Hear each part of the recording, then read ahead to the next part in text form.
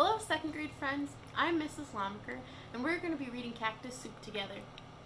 It's a version of Stone Soup, which is a tale told all over the world. This version of Stone Soup is told during the Mexican Revolution in the early 1900s. It's written by Eric A. Kimmel and illustrated by Phil Hulling. One day, a troop of soldiers came riding toward the town of San Miguel.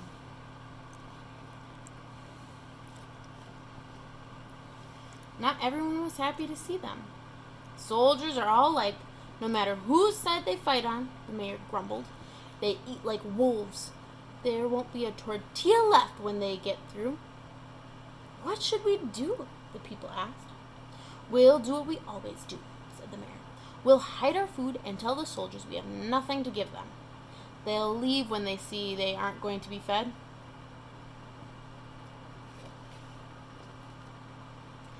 Everyone in San Miguel went to work. They buried sacks of beans and cornmeal in their gardens and lowered baskets of tortillas and tamales into the old stone well. Some hid chickens under their beds and ducks and geese in the bathtubs. Several carried pigs up to the rooftops, while their neighbors herded cows and sheep into the cellars. The children hung strings of chili peppers high in the trees where no one would see them.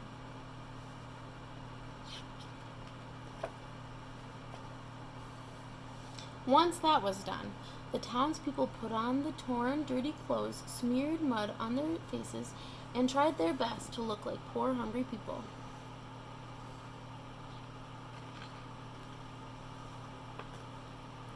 The soldiers came riding into town on prancing horses.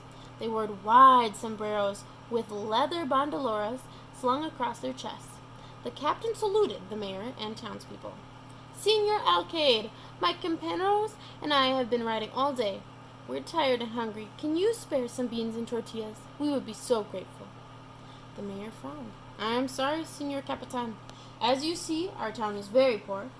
Other soldiers came by the other day. They ate the few beans and tortillas we had. Now we have nothing. There isn't even enough for the little ones. The parents nudged their children, who began crying bitterly, just as they had practiced. What a pity, the captain said. Did you hear that, amigos? There's nothing to eat in this town. It looks like we're going to have to make cactus soup. Oh, no, cried the soldiers. Not cactus soup again. Stop complaining, the captain said. Cactus soup is better than no soup at all. The children stopped crying. Everyone in the plaza leaned forward to listen as the mayor asked, What is cactus soup? You'll see, said the captain. I'll make enough for my soldiers and everyone in town. However, I'm going to need help. Can you bring me a kettle of water, a stirring spoon, plenty of firewood, and one cactus thorn? We have lots of people to feed, so bring the biggest thorn you can find. The mayor ordered everyone to help. A kettle of water was soon boiling in the plaza. Cactus grew everywhere in town. The children had no trouble finding a huge thorn as long and as sharp as a needle. This thorn will make plenty of soup, the captain exclaimed. He dropped it into the kettle and began stirring. How can anyone make soup from a cactus thorn? Asked the priest. Watch carefully. Perhaps we'll learn something, whispered the mayor. The people of San Miguel looked on as the captain stirred and stirred and stirred.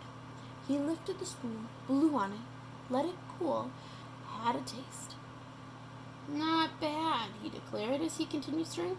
I always find that a pinch or two of salt improves the flavor. But never mind. I know how poor you are. Why ask for what you don't have?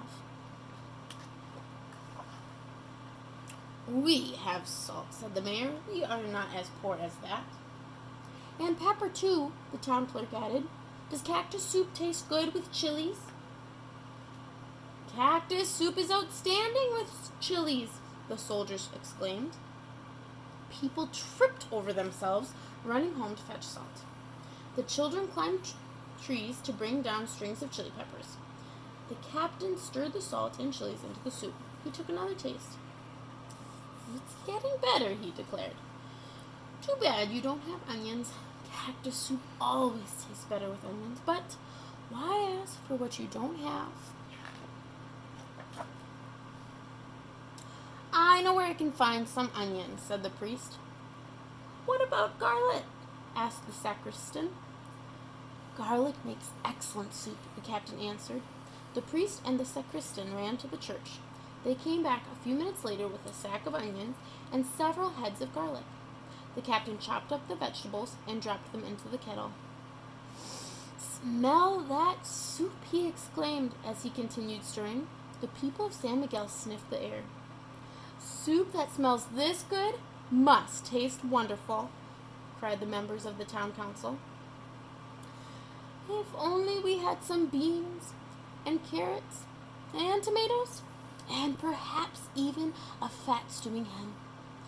Then our soup would really have flavor, said the captain. But it's fine the way it is. Why ask for what you don't have?